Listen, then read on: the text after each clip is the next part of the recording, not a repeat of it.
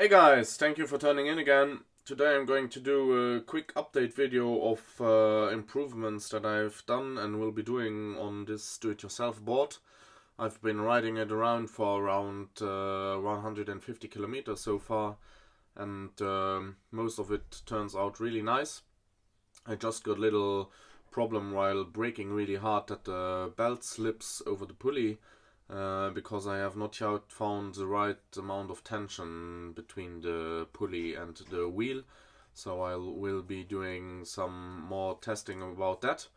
But Frederick told me that he's working on an idle pulley system, so that there will be a bearing around here that will push down the belt and prevent it from slipping. So as soon as he gets this one done, he will send me one, and I will test it and let you know how it turns out.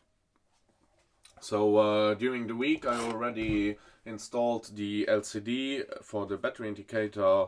It wasn't really spectacular, therefore I did not put it in the video. Basically I just measured where I want it to be. I drill 4 holes in each corner and then I cut it out with a little Dremel tool. Then I inserted it, glued it in, and connected the cable. So now if I turn it on, you can see that the percentage is at 0%, and then it will go up until the percentage that is still left in the board. In my eyes, this is a pretty cool feature, because when you're driving around, you don't always want to get your phone out, or you just, when you stop, you have a quick look at the display and you know, oh, I got 80% left of battery power, so I can continue riding for a long time. I also had a little problem with one of the inserts. It already broke, as you can see. These are pretty fragile, as you can see. Mostly all of the threads broke out. So I went to the local hardware store and I bought new ones. These ones are, in my eyes, much stronger, and they will not break that easily. Frederick also told me that he's thinking about putting the inserts in from the top in the board, and then you screw the screw from beneath. Then the pressure will be on this upper part and not so much on the threads. Afterwards he puts the grip tape on and you don't see them at all, so that's maybe also a pretty nice solution, but we have to check out what will hold longer while riding. Another problem I have is with the big flywheels. I sometimes get a wheel bite if I make really sharp turns, so therefore I have these razor pads, but I will change them to bigger razor pads so that I will not touch the board anymore. But I will be also changing the board soon to the Otang wheels. They have only 80 millimeters of diameter, so I get a bit more acceleration but less high speed. And as soon as these are on, I don't need this. But therefore I will order bigger ones, and then I will have the option to switch between them if I want the board to be less or more high. I also did some speed tests with the board. So my personal top speed with this board is about 42.5 kilometers an hour, but I have a friend who's only weighing 60 kilos, so he tried it and he was driving with 45.2 kilometers an hour, so that's pretty fast. As I already told you before, Frederick is planning to release other pulleys so that you can go much faster. He thinks that with this board speeds up to 60 kilometers an hour could be possible.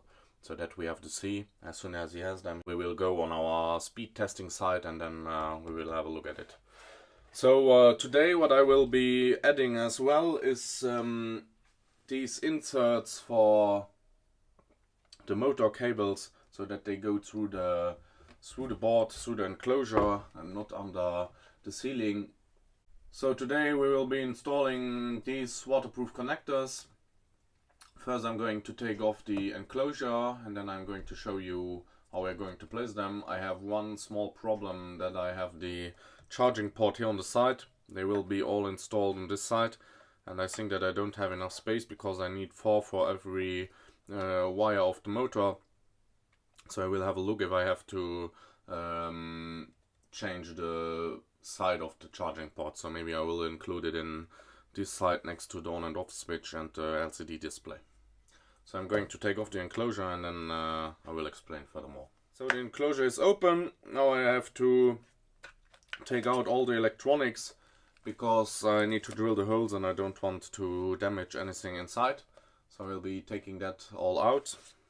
So I took everything out and I checked with the waterproof connectors. I don't have enough space here, so I'm unsoldering the charging port and I'm going to place it on this side, because on the other side I don't have enough space because the battery comes till here. So I will drill a new hole here and then I will insert the mounts on this side. So I'm going to unsolder this now and then we are going to drill the new holes. So the new hole has been drilled. It's a 12mm hole for the charging port. If you're sometimes not sure which diameter you need, you can always, if you don't have something to measure it, you can always make a test drill or test hole in a piece of wood or something else you have got laying around, so that you don't mess up your enclosure. And I'm going to fix this now. And I'm also going to glue the charging port in so it will stay in place and it will not let in any water. So I've just finished installing the charging port. Now I'm going to drill the holes for these connectors. So you basically just take a 8mm bore and then you drill through it and it's already done. And then for the holes you need a 12mm bore. And then I'm going to install them and show you how the wire management looks then.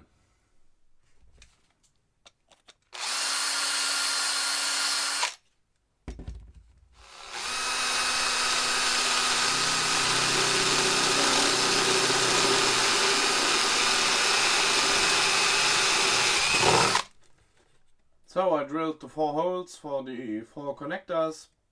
So now I'm going to start pulling the wires through and then we are going to place everything back inside and then we can remount the enclosure to the board. So now comes the most tricky part. You have to try and fit the cables through the holes. The one with the sensor is the most difficult. You have to try to place the connector a bit downwards and then it's done. Then you have to place the rubber sealing inside and then you can already put the cap on, but don't tighten it until everything is in place, because if you tighten it, it will squeeze and it will lock the wire in place so that you will not be able to move it around. So now I'm going to place everything inside and then we are going to connect everything inside, duct tape everything together and then we can put the enclosure back on. So the last wire is in. Now we can put everything back together like it was and then we can enjoy riding again.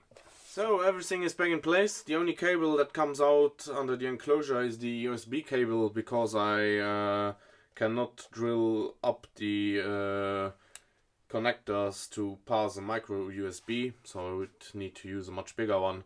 But as soon as everything is set up, I won't be needing the USB cable, so I don't think that that will be a big problem. It's set up and nicely fitted into the enclosure.